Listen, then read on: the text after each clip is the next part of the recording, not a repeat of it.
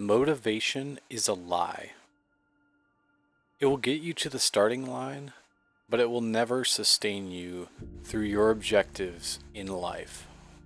If you are trying to fundamentally restructure yourself or even hit peak performance, relying on willpower alone is a critical point of failure. You don't need more hype. You need a protocol and structure. I spent my career operating at the tip of the spear in fighter aviation. When you're flying a high-performance aircraft, you don't rely on how you feel that day to execute the mission perfectly. You rely on the system, a plan, and the people around you. Today, I am giving you the exact 4-cycle process that elite pilots use to strip out the emotion, maintain absolute accountability, and execute on command. If your current habits are failing, you can rebuild your future right now. Step 1 of the protocol isn't your execution. It's the brief. And I'm about to show you why you're failing before you even wake up. In a fighter squadron, you don't just walk out to the flight line and figure it out in the air. That's what can get you killed. Before we ever touch the aircraft, we sit and we brief what we are going to execute. We define the exact target and identify the threats and build for success around the known objectives.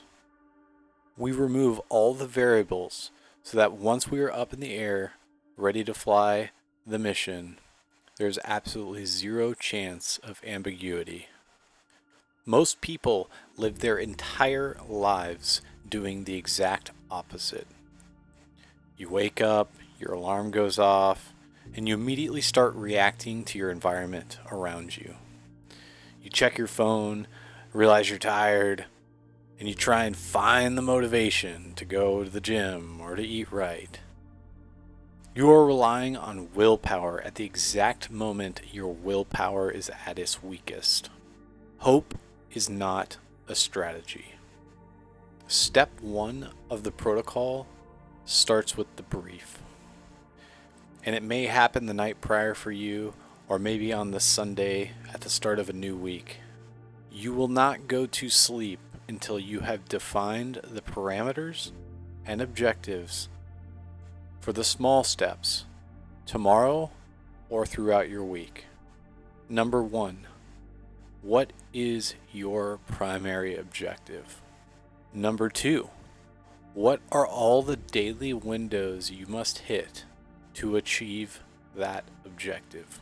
Number 3, what are the known threats or friction points in your life that you know about and can think about that could potentially derail you from those objectives or hitting your windows?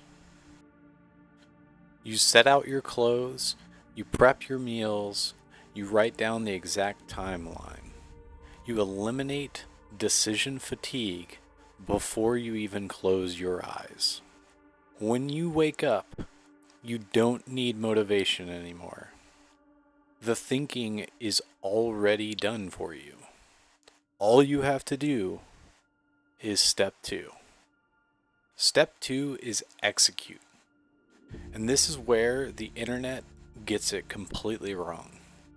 In a high-performance aircraft, execution all just comes down to what did you plan? What did you brief? And executing that game plan. Sure, there's a lot going on with math and physics and the fact that the enemies have a choice too that can potentially derail your plan, but hopefully you've mitigated for that. And with a good plan comes mitigation for that. So now it is up to you and only your decisions, only your choices that you make throughout the day that can derail yourself from hitting your daily windows and making all of the objectives that you have for the day come true. When that alarm goes off and you feel that hesitation, when your brain starts building an excuse to sleep in, you immediately defer to the brief. You do not negotiate with yourself. You do not ask your body, do I feel like doing this today? With the pilot in command mindset, this means you are just the operator. The plan was written last night. Your only job right now is to move the machinery, your body. Execution isn't supposed to feel good. It is supposed to feel like exactly what it is. Work. You have already briefed how to mitigate the friction that you will inevitably face. But you are human. So there will be a time that the friction might win. You're gonna miss a window. You're going to fail executing the brief. What you do in response to how you react to that failure or to that imperfection will dictate your day, will dictate your week, and will dictate your life. This brings us to step 3. Step 3 is the debrief, and this is where 99% of people will fail. In a fighter squadron, this debrief is sacred.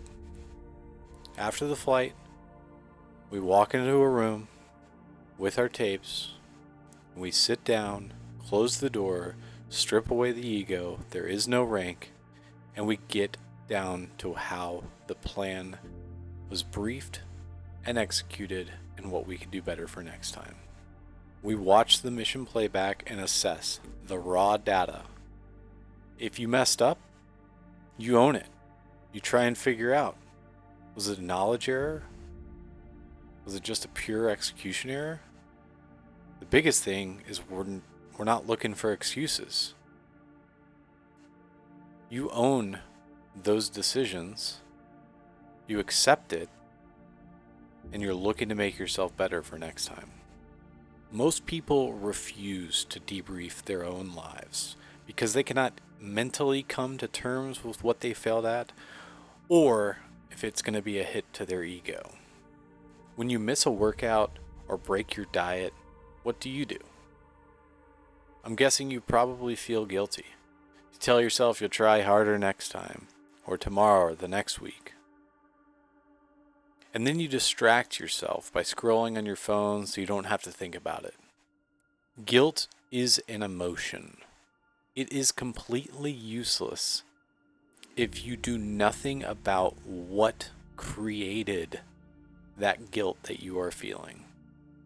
A pilot doesn't just feel guilty when they screw something up or a system fails. They typically have frustration in their imperfection and dive deep into what happened and why it happened, and if they need to revise or adjust their plan, or whether it was a simple execution error. At the end of the day, I challenge you to look at your own tape, run the day back through your mind, run your checklist back through of your planned events for the day. Just take 5 minutes and see where you were successful and where you were not. Why did you miss your morning wake-up window? Were you up till 1 a.m.? Were you scrolling on your phone?